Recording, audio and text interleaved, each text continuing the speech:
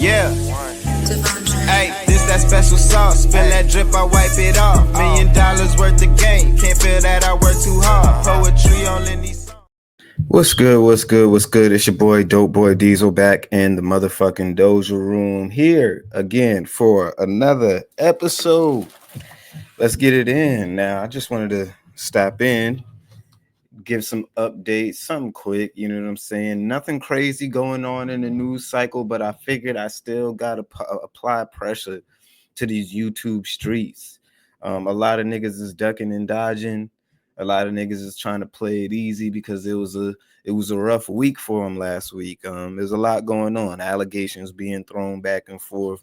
People trying to take people's livelihoods down. There's a lot going on last week. So with that being said, this episode is just dedicated to those who strive forward in the face of adversity. Those who, you know, look unfortunate situations in the eye. They look bad luck in the eye. They look tragedy in the eye. And, you know, they say that I'm gonna keep on pushing. They say that I'm gonna keep on getting to it. So, you know what I'm saying? Shout outs to y'all. I want y'all to know that y'all efforts don't go unnoticed. There's plenty around the world just like you, and we're going to continue to get to this bag all 2025, rain, sleet, hail, or snow.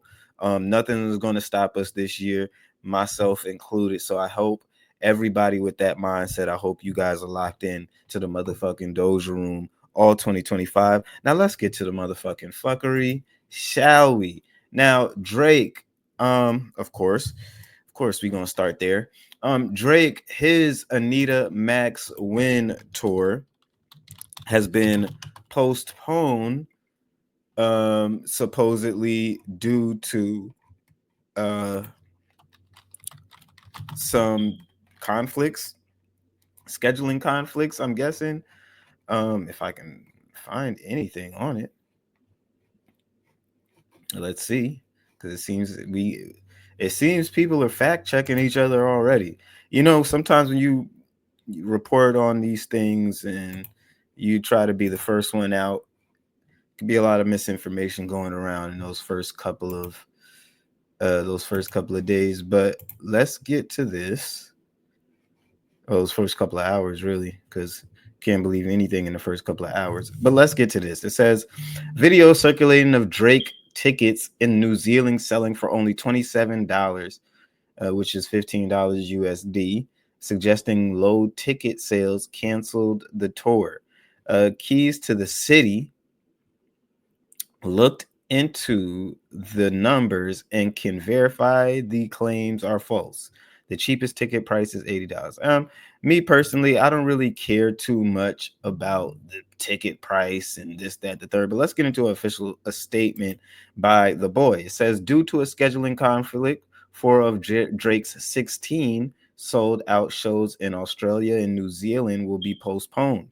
We are actively working to reschedule these dates along with adding some additional shows.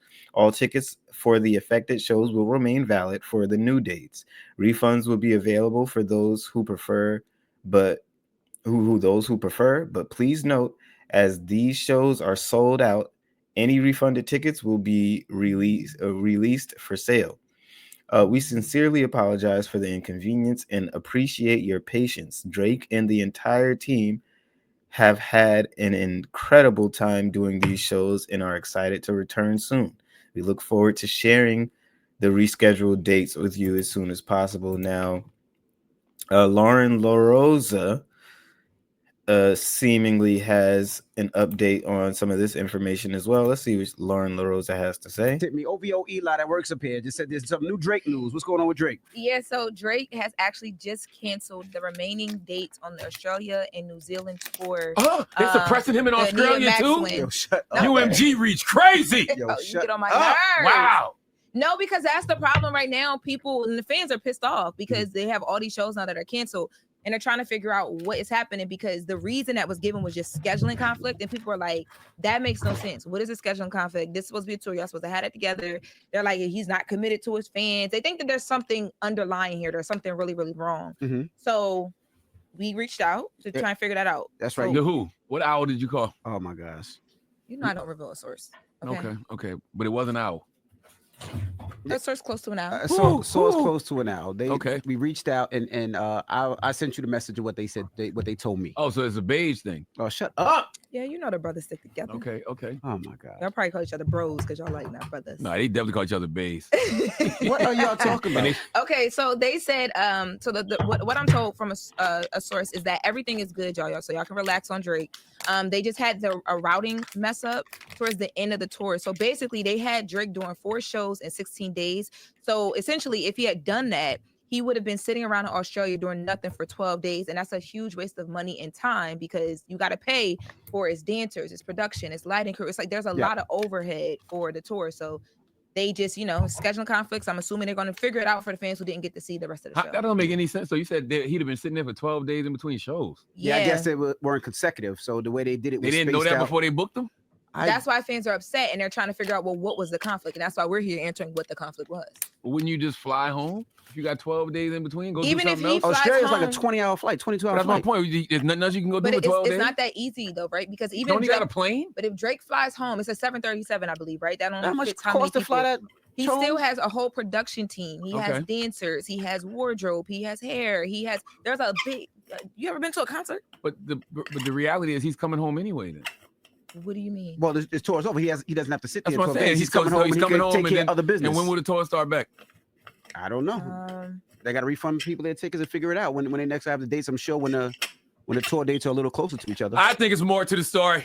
Suppression on the bridge, y'all. UMG is suppressing something. The effective dates are going to be Brisbane. Am I saying that right? What are those dates? March 4th. Sydney is going to be March 7th. Auckland. That's next week. March 15th and 16th. They're looking ahead now. They here. That's 10 days apart from those 2 dates. And yeah, so I guess they're going to try to get the dates closer to each other so they could just rock out close and then don't have to worry about the time off. Let me see when Kendrick going to Australia. We sincerely apologize for the inconvenience and appreciate your patience. Drake and the entire team have had an incredible time doing these shows and are excited to return soon. We look forward to sharing the rescheduled dates with you as soon as possible. So it will be rescheduled. They'll probably make the dates closer. Like I don't know how oversight like that happens though on a tour this big. Exactly. But I will say that. So fans have a right to feel how they feel, but at least we can fill them in on what's the tea, like what would happen.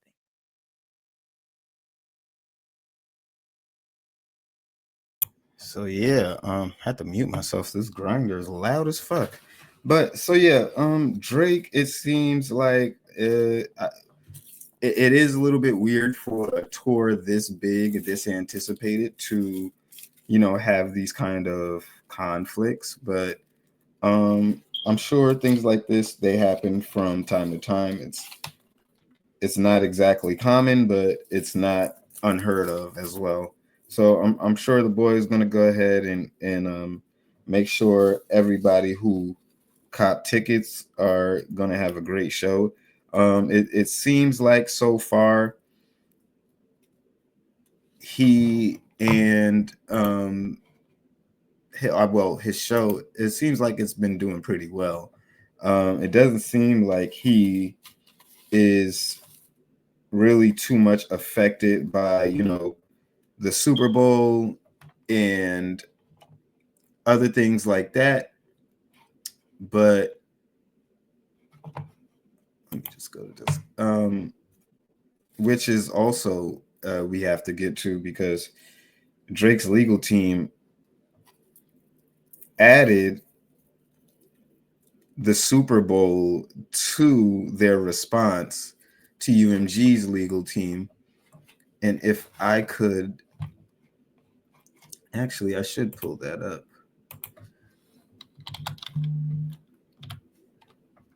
Now, the thing going on with UMG, which I believe we knew that this would most likely be added to the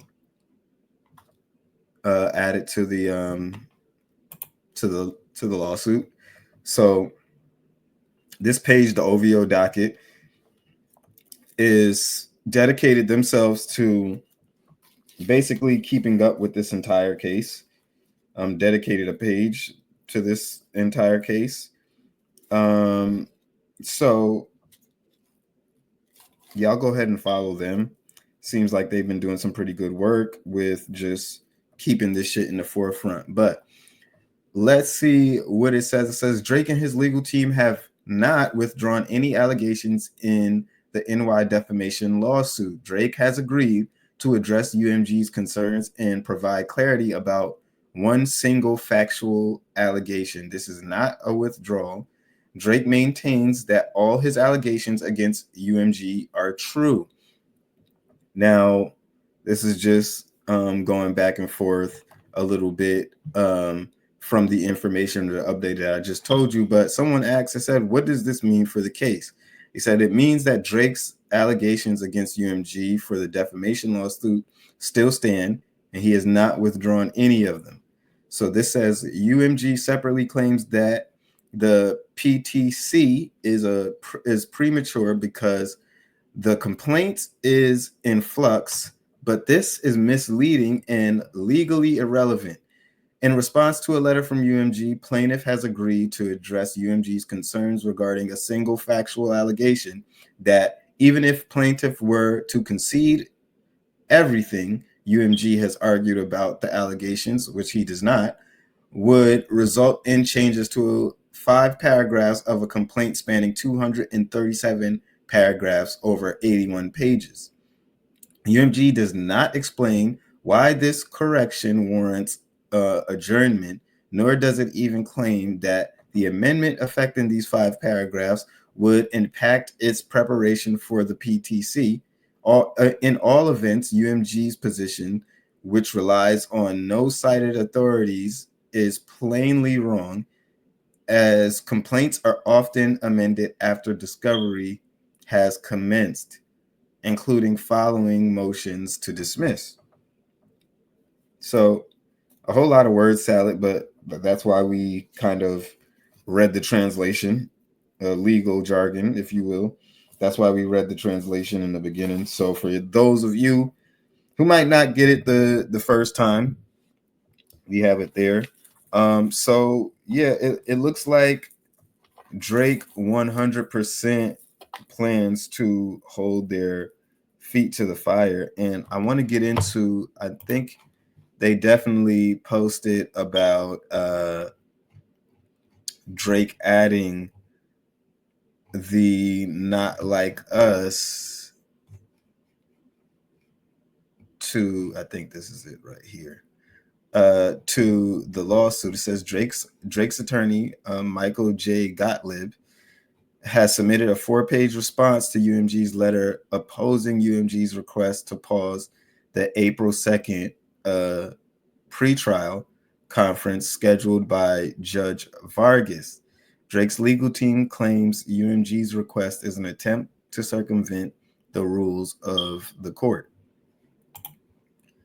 So more legal jargon. I'm not going to go into all of that, but in this, I believe Drake did also go and include the Super Bowl performance in there. Also, what's came out of this is iHeart is like catching a stray. The iHeart Festival is hosted by iHeart Media. iHeart Media's attorneys have yet to submit a response to Drake's November 2024 petition requesting a pre-suit discovery over allegations of payola involving Kendrick Lamar's Not Like Us. Now, what's funny, like I said, iHeart Media is getting it from both sides. And what do I mean by that? Not only is Drake going at their ass, but it would seem that even Trump is going after these niggas. Now, let's get into this. It says Trump's FCC is investigating these guys. They're investigating music industry payola claims. So Drake might have tapped Uncle Trump to come sit in and see what's going on down here, Uncle Trump. Like, you know what I mean? Like, you cleaning up all of this stuff right now. It's only right that you come and see what niggas got going on down here. So it looks like Drake might have tapped Uncle Trump just because Trump is going in right now, guns blazing on everyone. Everybody is getting it. Nobody is safe. And Trump is basically putting belt to ass to the entire U.S. government right now. The entire U.S. government. But we'll get into a little bit of my views of Trump and how that's going in a few. But yeah, Trump has been putting belt to ass, and so Drake might have tapped Donnie Boy. So before we get into this, to all my stoners, hippies, hip hop enthusiasts, I am rolling up some of the finest. This is some cheetah piss in the blunt today. I hope you guys are rolling up some of your finest as well. You gotta be on point when you're in the doja room, because some of the shit that you might hear in here just might require you to have a little smoke, to have a little blunt on standby. Okay, so roll your blunts up. Let's get into this article. This one's a little fat today. Yes, sir. Pause. So let's get into it. So it says iHeart is on their bullshit too. Turning towards the radio industry, the Federal Communications Commission is looking into whether iHeartMedia is compelling artists perform at its upcoming country music festival for free or reduced pay in exchange for more favorable airplay. FCC Chairman Brendan Carr, in a letter to iHeartMedia, CEO Robert Pittman on Monday said that the inquiry relates to possible violations of government rules requiring broadcasters to disclose payments or other considerations for airing certain programming under the so-called payola rule. All sponsored arrangements must be identified. So it says, I want to know whether iHeart is effectively and secretly forcing musicians to choose between, one, receiving their usual, ordinary, and full-scale compensation for performing, or two, receiving less favorable airplay on iHeartRadio's stations, Carr wrote. In a statement, iHeartRadio said it looks forward to demonstrating to the commission how performing at iHeart Country Festival, or declining to do so has no bearing on our station's airplay, and we do not make any overt or covert agreements about airplay with artists performing at our events. It added, the iHeart Country Festival provides the same kind of promotion that we see with artists on talk shows, late night television, the Super Bowl, and in digital music performances and events. The promotional value to the artist is the event itself, and in our case is unrelated to our radio play. Let's journey beyond your usual bottle, a distinctive vineyard, a passionate winemaker, a one-of-a-kind wine. At Som Station, our experts know the best independent wineries that are crafting incredible wines. We curate a selection you don't want to miss. All right. Appreciate the commercial. Okay. Didn't have a choice to turn that shit the fuck off. We're trying to read a little article here, but I guess they got to get theirs in. So yeah, basically they're obviously going to deny all of this shit. It says the radio and podcasting company is hosting on May 3rd its annual country music festival in Austin, Texas. Performers include Brooks and Dunn, Thomas Rhett, Rascal Flatts, Sam Hutt, and Nate Smith, with Bobby Bones hosting the event. The FCC is interested in how companies like iHeartMedia handles artists' solicitation and compensation, as well as the process put in place to ensure compliance with regulations regarding sponsorship identification. It requested information on artists scheduled to appear in any compensation, financial or otherwise. They are receiving in typical performances fees for the musicians outside of the festival. The company must also state whether artist participation at the event will influence their airplay. So let's stop here. And I feel like this has a lot to do with UMG's case and Drake, because let's just say this for the people who are not familiar with the industry's game. Shit like this is 100% going on. It goes on in politics. It goes on at the heights of the heights. A favor for a favor, quid pro quo. Okay? I mean, these guys, this is normal practice for these people.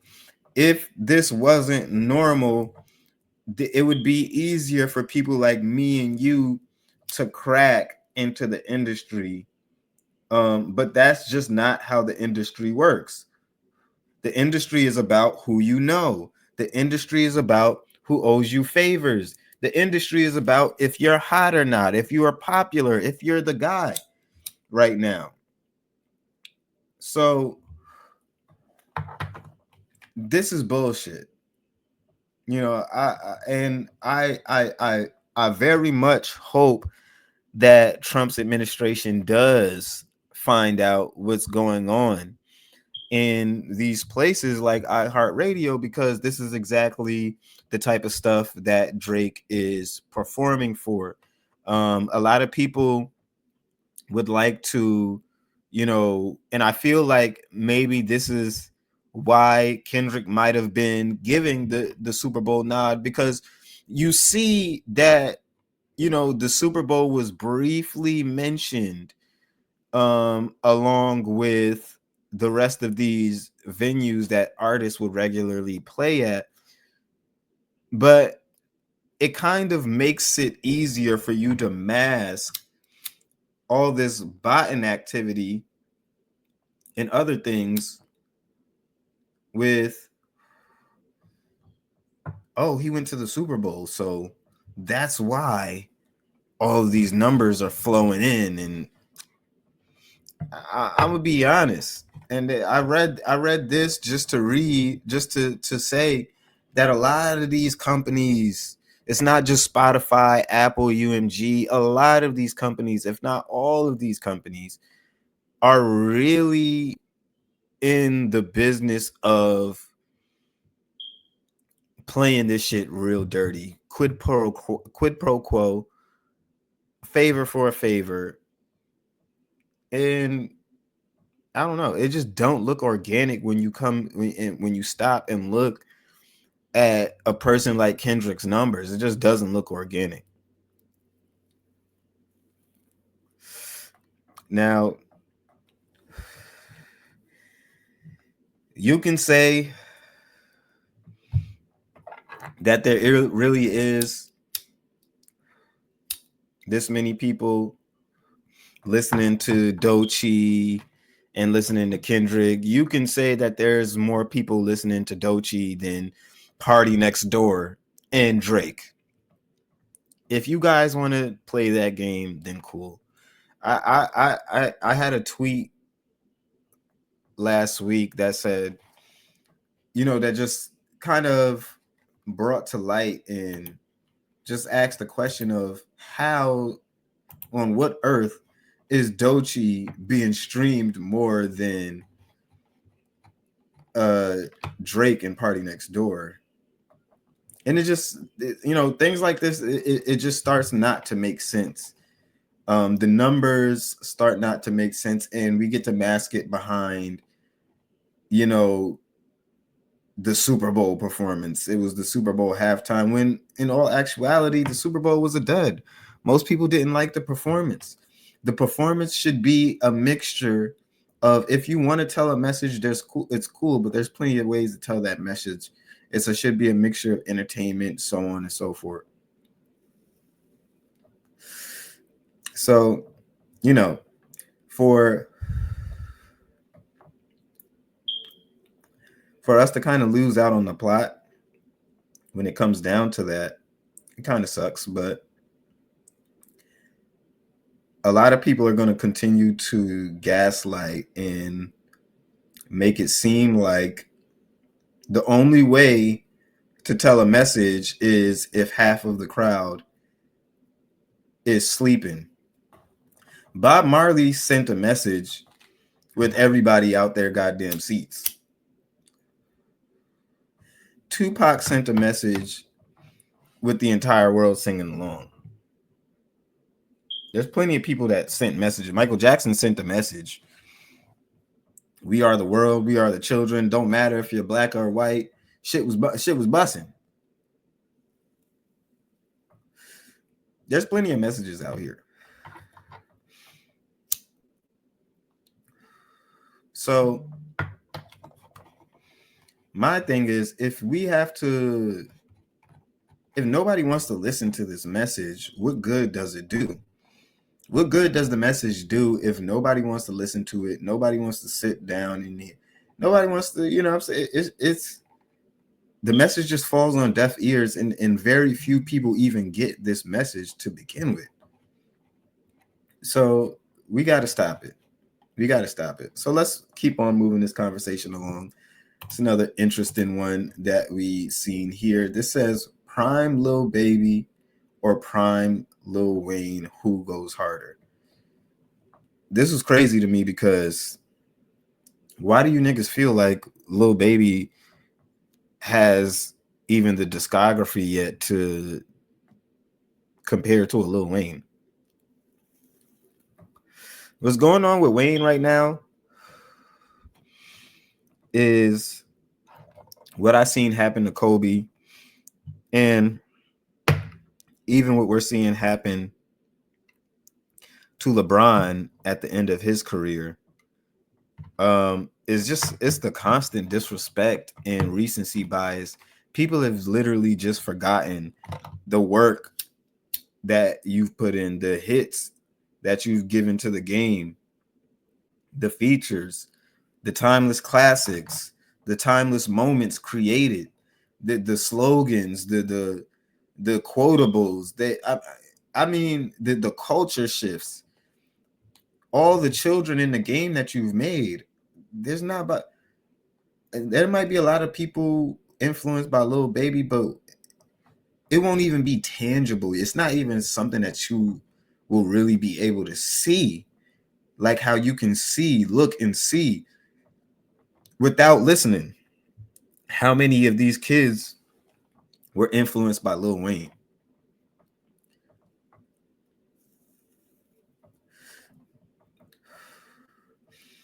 The Wayne disrespect has got to stop. Not only did Wayne give you classic albums, but he gave you probably the best mixtape discography of all time when we talking about Wayne. Lil Baby has not been here long enough. He just hasn't.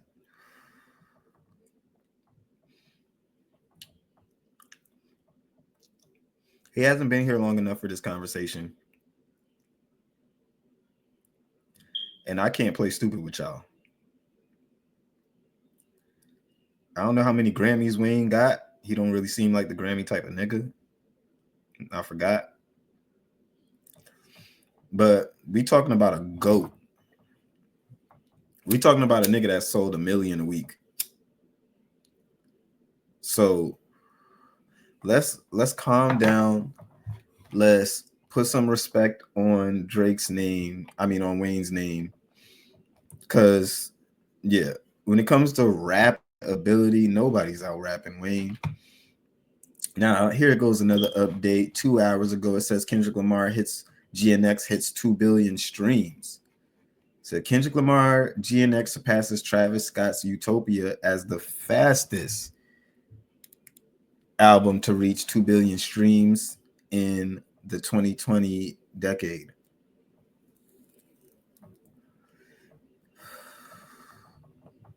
So Kendrick Lamar's GNX continues to break records. And this makes me wonder, well, what are you gonna leave? What room? What records are you gonna leave for this new album? Like, goddamn, GNX is breaking all the records here. So when Kendrick does eventually drop this album, it makes me wonder: does the success of GNX, kind of pad the stats because this next album won't be as well received? You know what I'm saying? I feel like it's a possibility that Kendrick Lamar may be going all in on this album, pushing the promotion and the market dollars to really get this out there and continue pushing records. At this point, we already know this thing has been botted. We just don't know to the exact effect and how much it's affecting everything. But this is not to take away from saying that this isn't a pretty good album. It's a good album. It's coming off the back of this beef. It's coming off the back of a lot of bots, so it may be a little bit overrated, overinflated, but it is a good album, don't get me wrong. But I think this might be a move because this next album that Kendrick might drop, just because we've seen with Some Sexy Songs for You going #1, despite the humbling of Drake, the elimination of Drake, all of this shit going on. Drake and Party Next Door, they still going #1.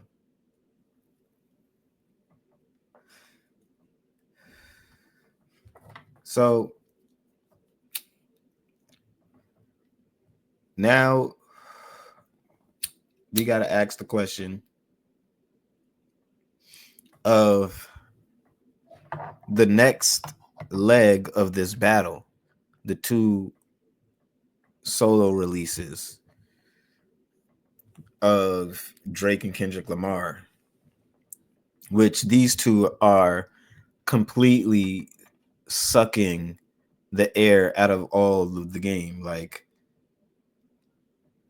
the only thing people are listening to on, and this is a caveat to what I just said, because on the other hand, Kendrick Lamar could be getting a massive amount of listeners.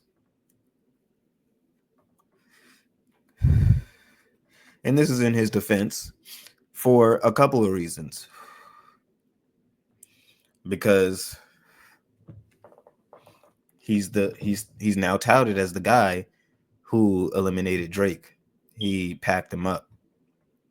A lot of people might be tuning in for that to really see, okay, what's this guy about? So I don't doubt that Kendrick Lamar might be seeing a surge in a lot of first-time listeners or maybe new fans because of this beef. And to that effect, a lot of people might be coming in and listening to GNX of all things for the first time, because that's what I do usually when I find a new artist. I listen to the new shit that they got out. I want to see what the buzz is about. I want to see what all the anticipation is about. I want to see, why people exactly are talking and trying to, why there's such a conversation around a certain artist and or a project. So that is the first thing that I do is I go to the most recently dropped project and I listen to it. And then I start cataloging back and going back and, seeing what people have, what more they have to offer in their catalog. Another thing is there might have been a lot of people who just were falling off of Kendrick Lamar because of the last couple of releases, with him going silent. there's recency bias. And then he gave us Mr. Morale, and Mr. Morale didn't land like a lot of Kendrick Lamar fans would like it to land and like to tout it. It was a 1 or 2 time spin and you move on with your life. You know what I'm saying? You have a conversation about the deep topics that Kendrick Lamar had and you move on with your life. But other than that, I mean, I don't necessarily want to be the person that says there's no way that anybody could have more success than Drake. It's possible. We see it every day. But yeah, there's some crazy things going on.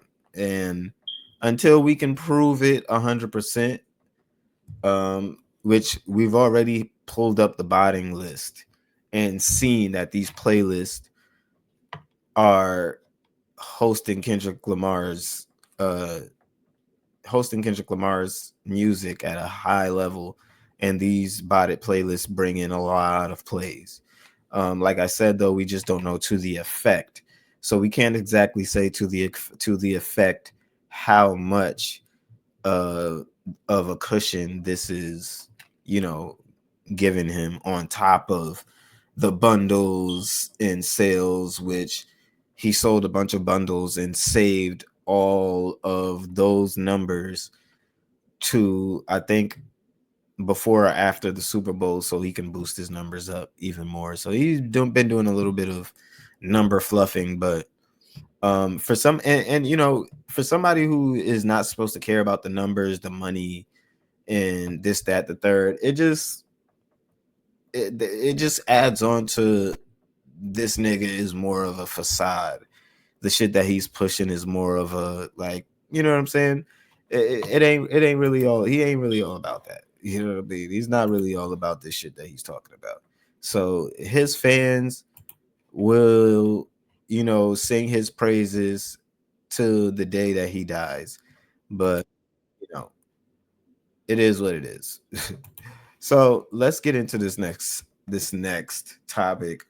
A little bit into Drake's lyrics, something interesting, and I actually did an article on this next one just because I actually seen this video going viral, which breaks down some of Drake's lyrics, and it tells a little bit of a story if you guys would like to get into it. So allow me to paint this picture, and the boy his name is Josh on politics, but it looks like he dived in on the politics of Drake's relationships with Baby M. So let's get into who Baby M is, Drake's lyrics, and yeah, let's get it started. This right here is Drake's secret lover, Baby M, who all his love songs are about.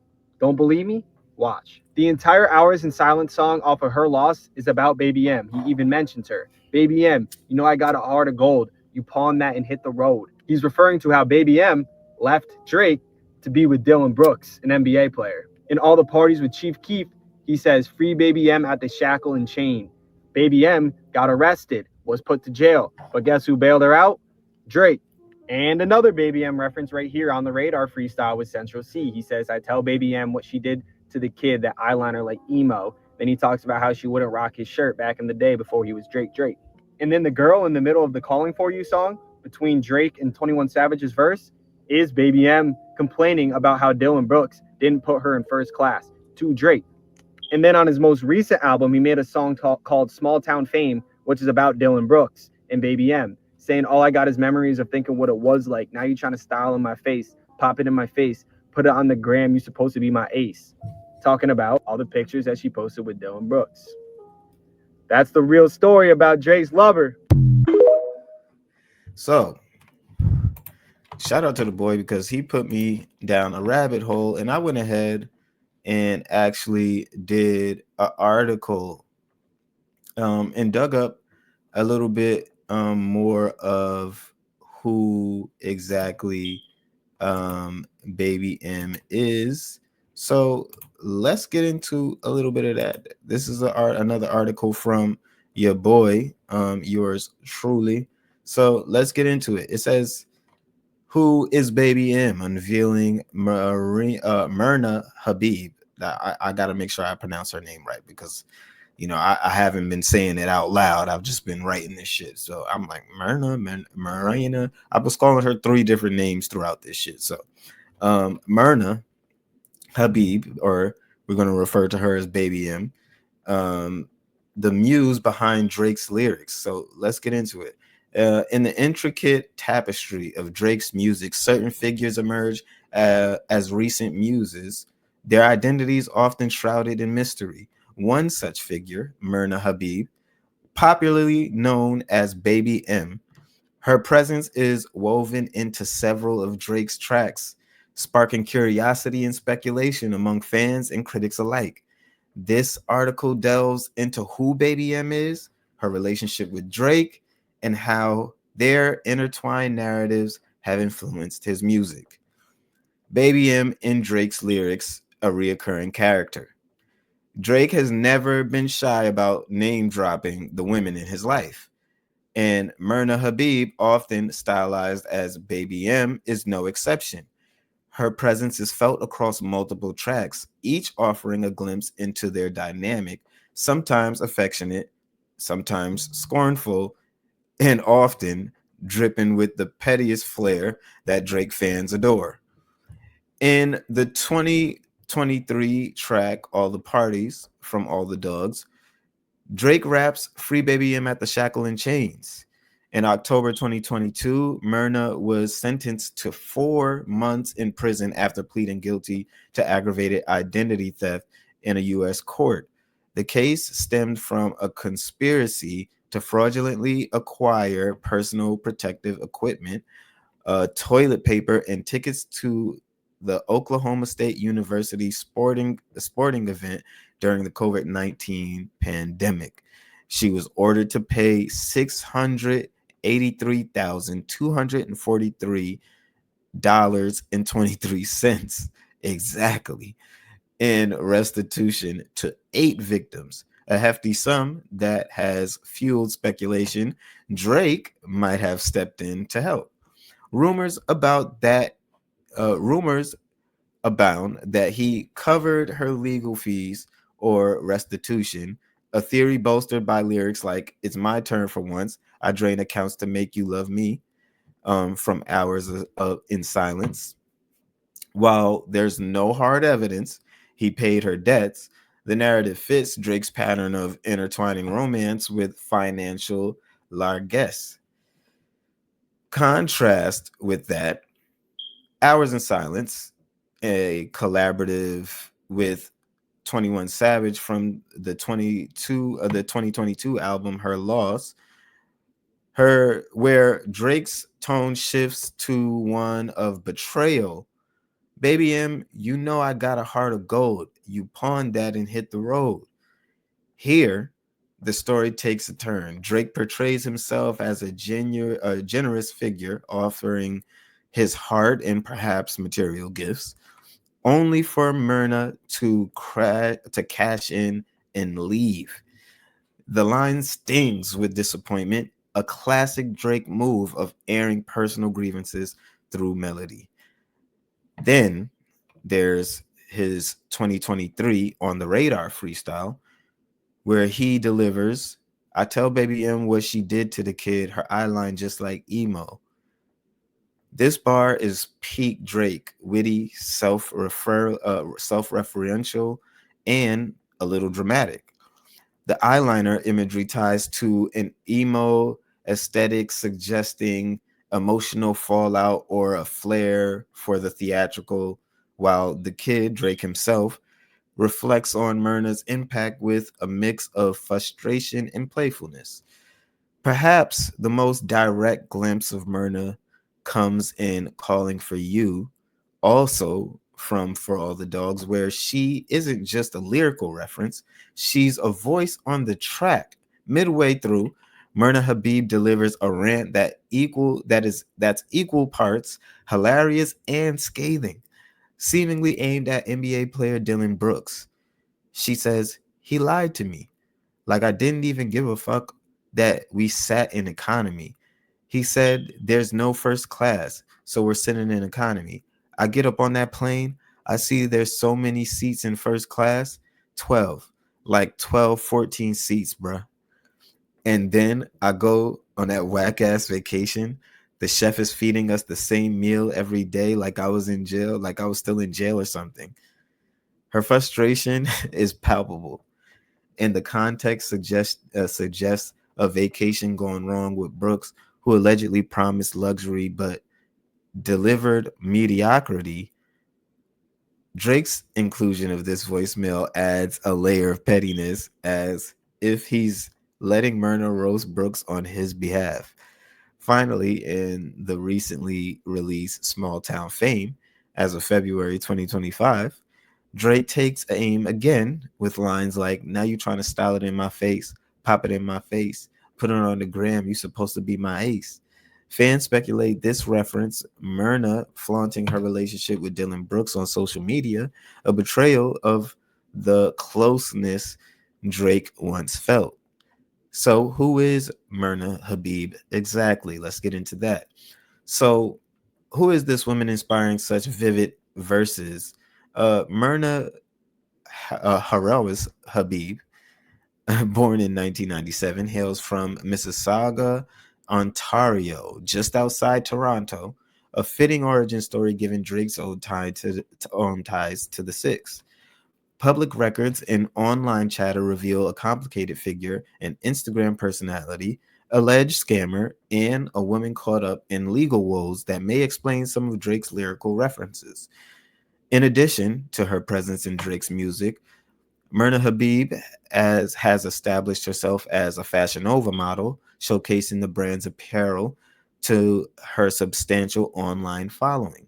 Myrna's Instagram presence, under handles like Baby Myrns, paints her as glamorous, jet-setting figure, often draped in designer clothes and posing in exotic locals. Yet, her legal troubles and the shackles and chains reference suggest a darker side to her story. Some fans theorize she's a master manipulator, a scammer chick, quote unquote, who finessed both Drake and Dylan Brooks, while others see her as a hustler caught in the orbit of powerful men. So let's get into the Dylan Brooks connection. The Dylan Brooks angle adds spice to the Baby M saga. Brooks, a fellow Canadian and NBA player of the Houston Rockets, emerges as a foil in Drake's narrative. Myrna's rant on Calling for You calls out boyfriend, widely believed to be Brooks, for skimping on first-class tickets and serving up repetitive meals. Drake amplifies the jab on another late night from For All the Dogs, rapping, "Shorty rinsing Dylan Brooks, can't believe this nigga talking damn."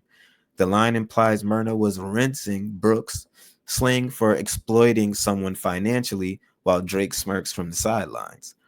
The beef escalated in 2023 when Brooks publicly dissed Drake, choosing Ryan Reynolds as his favorite Canadian and shading Drake's friendship with LeBron James during the NBA playoffs. Drake's ever the petty king reportedly attended Myrna's court date in disguise, complete with prosthetics per fan lore, and later flaunted the presence at his concerts, sometimes wearing Brooks' jersey as a troll move. The Small Town Fame lyrics about Instagram flexing could tie into photos of Myrna and Brooks together, a perceived slight against Drake's loyalty. Digging deeper into the interesting facts about Myrna, just some things that I just found just researching all of these, and I would be remiss to leave some of this stuff out. So beyond the headlines, a few interesting tidbits emerge about Myrna Habib. Her Toronto ties. So growing up in Mississauga, Myrna was in Drake's backyard, potentially crossing paths with him in Toronto scene long before her legal troubles. The restaurant 7969 Santa referred in For All the Dogs track title is said to be a spot where they met up, a nod to their shared stomping grounds. So I believe also it was mentioned in the video that, yeah, they might have known each other for a while. So her 2022 sentencing banned her from the U.S., which might explain why she sent Drake a Michael Jackson impersonator for his birthday in 2023 instead of attending herself. It's a quirky detail that fits her larger than life persona. The G-Wagon gif. Online chatter claims Drake bought Myrna a Mercedes G-Wagon, a luxury SUV, tying into his "I got a wagon G" line in Hours of Silence. If she indeed pawned that and hit the road, it's a bold move and underscores her hustler reputation. Why Baby M matters. So Myrna Habib isn't just a footnote in Drake's catalog. She's a symbol of messy, magnetic women, the messy and magnetic women he's drawn to. From strippers to Instagram models, Drake's muses often embody a mix of allure and chaos, and Baby M fits the mold perfectly. Her story, part glamour and part gift, mirrors the themes of betrayal, loyalty, and excess that define his music. Whether she's a villain who played him for a friend he's roasting alongside, Myrna's presence humanizes Drake's larger-than-life persona, grounding his tales of fame in real, flawed relationships. For fans, decoding Baby M is a treasure hunt. For me, it was. Perceiving together lyrics, court documents, and Instagram posts to uncover the truth. Is she the heartless scammer who pawned his gifts, or a ride or die caught in a web of her own making? Maybe she's both. As Drake continues to drop bars about her, like the fresh wounds of small town fame, Myrna Habib remains a captivating enigma, a small town figure turned fame magnet who's earned her spot in hip hop lore. So who's Baby M? She's Myrna Habib, a Canadian hustler, a legal lightning rod, and Drake's muse of the moment. Shackles or not, she's free in his verses, and that's where the story keeps unfolding. You guys go ahead, hop on X, give this a like and repost if you enjoyed and if you actually stayed to listen to that. Yeah, that's who Baby M is. So happy to give you a little bit of Drake lore. Yeah, I think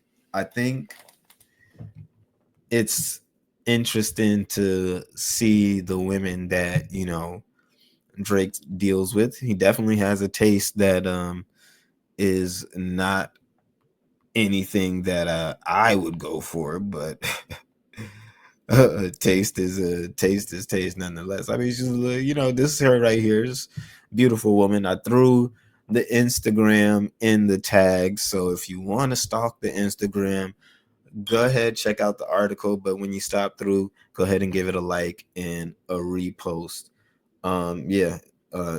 Took a lot of time on that one. It took a lot of time. It's probably the longest article, or probably what I guess the most difficult article to write. I guess you can say. I put the most work into that one. And it was, like I said, it was interesting finding out facts about her, finding out facts about Drake, because before I had done my research and seen that viral video, I had no idea who she was. So shout out to, I believe his name was Josh on Politics. Y'all go ahead and check out his video, check out his TikTok, and show him some love, because he sent me down a little bit of a rabbit hole. So let's get into this. I've seen a lot of people talking about this video here with Elliot Wilson on his bullshit once again, but just haven't had the time to exactly listen to it myself because it's just more chatter. I've been listening to some sexy songs for you, enjoying the music. Nothing nobody can do or say is really gonna change that or move that. So, you know, I've been going on with it and doing my thing. And not really giving a damn and really just hopping into things like that article and keeping myself busy. So let's get into this and see what type of bullshit DJ had. I see that's who it is here too. And Elliot Wilson. Let's see what these guys got to say. Like basically they're just twerking on stage with a dictionary. That's insatiably inflammatory. He's saying who hasn't changed. That's insatiably inflammatory towards educated women. Yeah, and well, that's the other thing that I think. And black women are the most educated in this country. Yeah. And so I think it's out of touch. What are these niggas talking about? What are he? Holy shit! I'm about to watch a gaslight fest. So you gotta. This is what.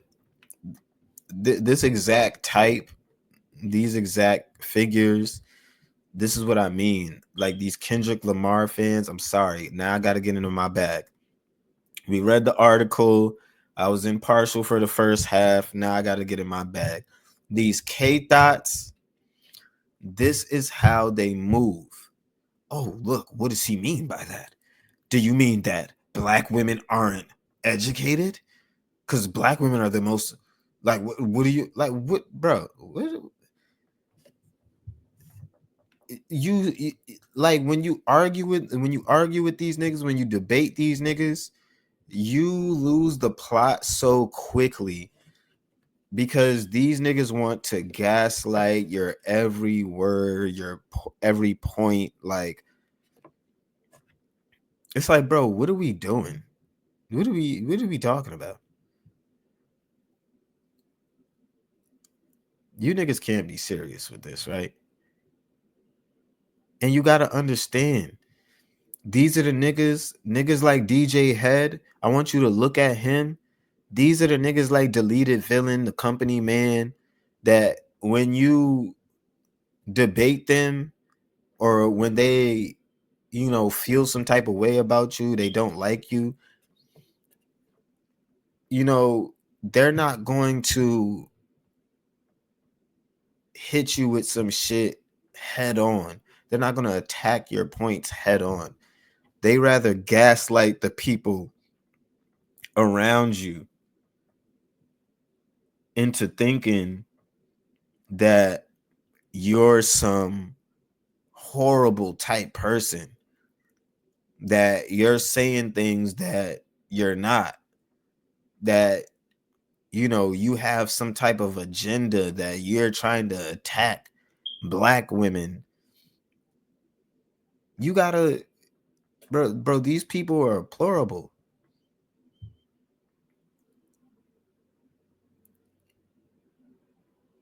Like, I really can't, I really can't fathom what goes through these niggas' minds when they hear good music and they hear these bars and they're constantly trying to, but because at the end of the day, this is a huge part of the reason why Drake can sit here and sue for Not Like Us, because you niggas sit here and try to spin these narratives and push these narratives and then follow through as if they're true, as if they're actually true. But let's hear more of the bullshit these niggas gotta say. Again, and realizing, so like to make, and I know it was a fake party screenshot of his, it wasn't his story, but it's the fans that are painting this narrative that these songs are for women. It's not for guys to dissect. Okay, cool. Let's say you're right. Let's say it's not for any of us, and it could be a record too. But let's just say it's mostly for the women. Women are actually the people who Drake has disrespected and left behind the most over the last 5 years. He took shots at Megan Thee Stallion out of nowhere. And then anytime there is any sort of beef, who does he run to first to throw into the fire? The women. Serena recently. He's dissing Serena and not Kendrick. He put Elliot Grange's wife as his profile picture and followed her. Anytime there's a battle, the woman gets left up front. Whose names are you mentioning in these battles? Women. You're putting them into the fire for no reason. Trying to break up Melissa Ford and Joe Budden. Melissa Ford, right? So you're using these women for your own purpose, and any of these lyrics too, you're very you can argue Kendrick is using black people and the people that like DJ Head and all you motherfuckers. You can argue that he is using these people to the same effect.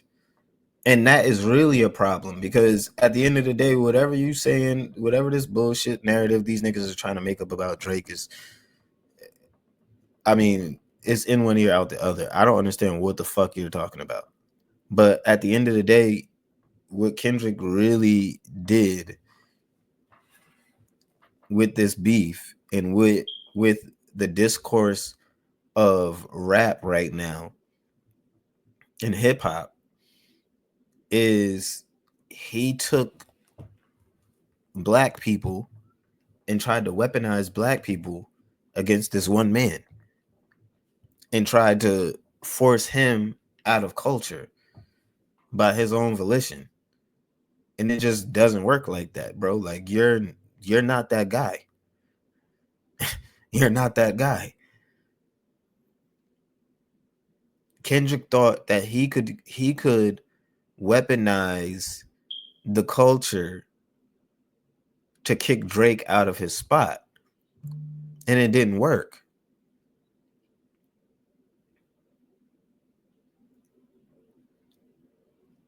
So y'all really got to understand that doing all of this shit, just like, especially, I'll say it like this. You can't sit here and have these arguments as if Kendrick is free of any criticism. And part of the reason why I think these niggas think they're having these arguments in good faith, because these niggas literally see Kendrick as some type of messiah who can do no wrong. But that's just not the case.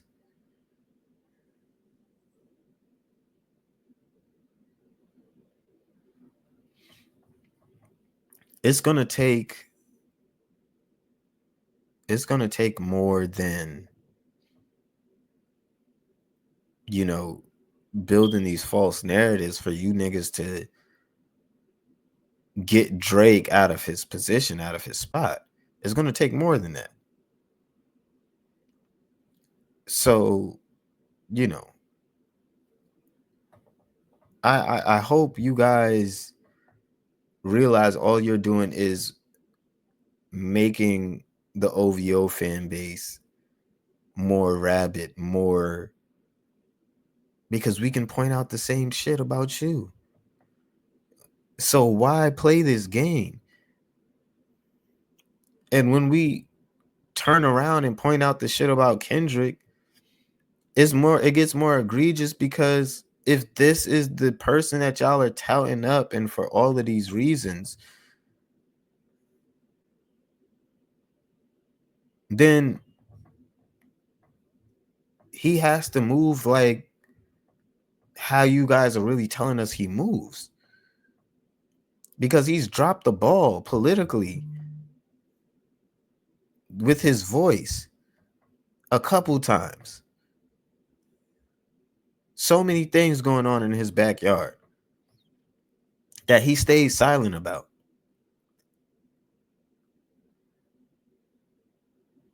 I don't give a fuck about him being quiet no more, nigga. You can't be the face of the and you quiet about everything.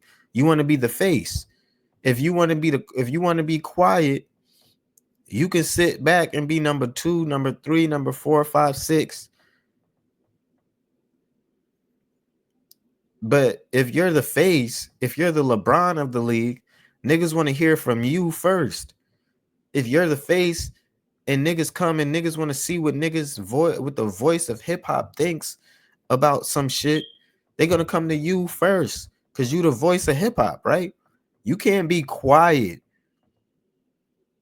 about everything and think that you're going to be the voice.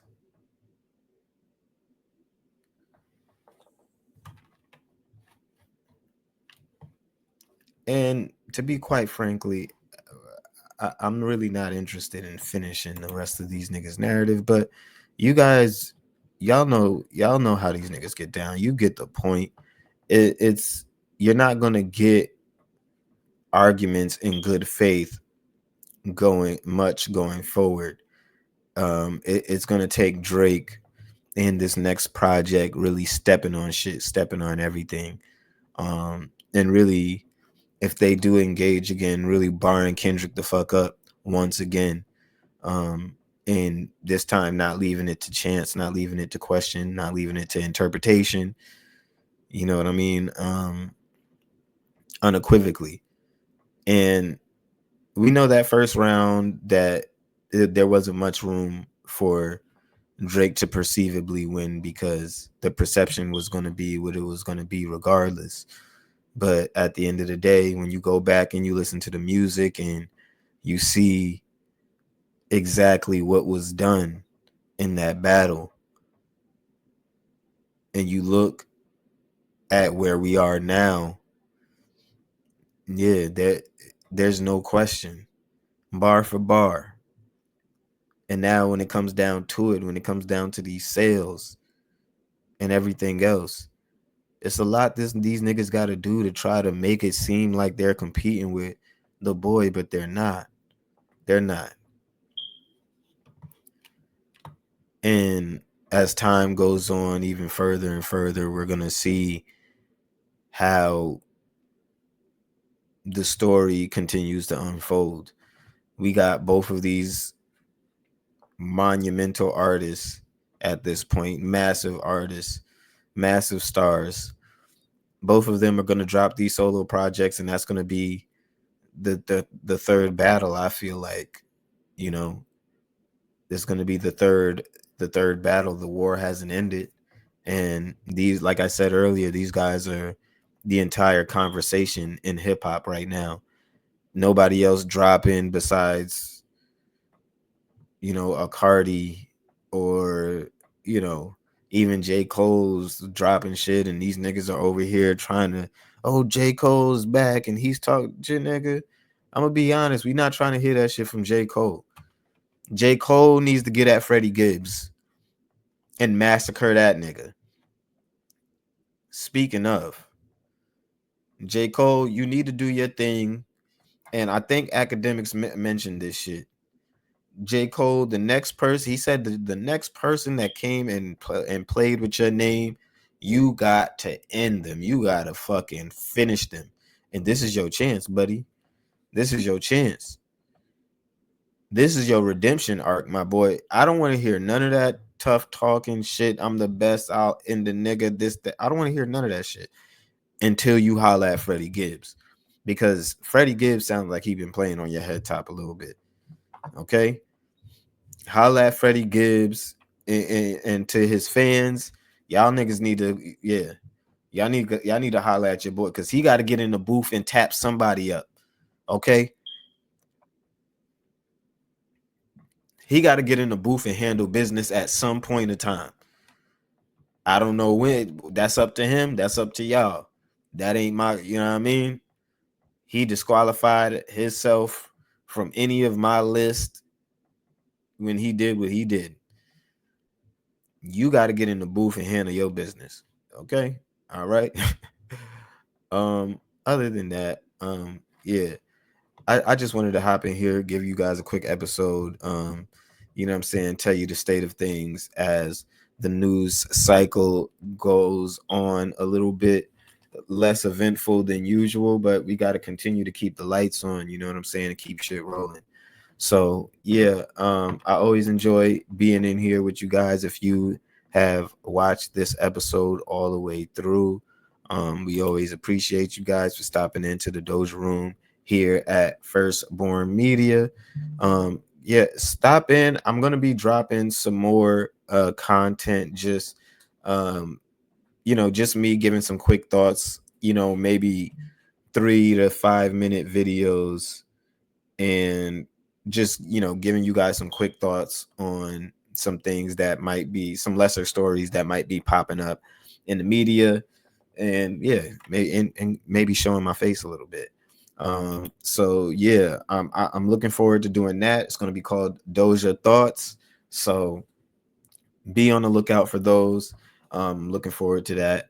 To all the guys who have been subscribing to the channel and coming back to the channel, even if you haven't subscribed yet, I appreciate you, but please hit that subscribe button, hit that like button, and then hit that bell notification so that you can be alerted every time I drop a video. I'm not going to always take up too much of your time, so yeah, but it's nice to just sit here in the Doja room, roll one up, get something sparked, and just, you know what I'm saying, listen to me talk my shit. And maybe sometime you can hop in the Doja room. You see the name on the screen. If you want to get at me and hop in the Doja room and talk your shit too, then go ahead at Dope Boy Diesel on X and Instagram. Tap in with me and we can have a conversation. Maybe you disagree about something, get in with me. And if you guys enjoy the music, I had a couple of people who enjoyed the intro. If you enjoy the intro, if you fucking with that, tap in. Again, Dope Boy Diesel on all platforms. The intro is there. It's called Special Sauce. Again, that's Special Sauce by your boy Dope Boy Diesel. And now that we have plugged ourselves shamelessly, shout out to all the prosperity, shout out to all the fans, shout out to all my listeners every day. You have been tuned in to the Doja room. I appreciate you guys for stopping through, and I'm out. Yeah. Hey, this that special sauce. Spill that drip, I wipe it off. $1 million worth of game. Can't feel that I work too hard. Poetry on these.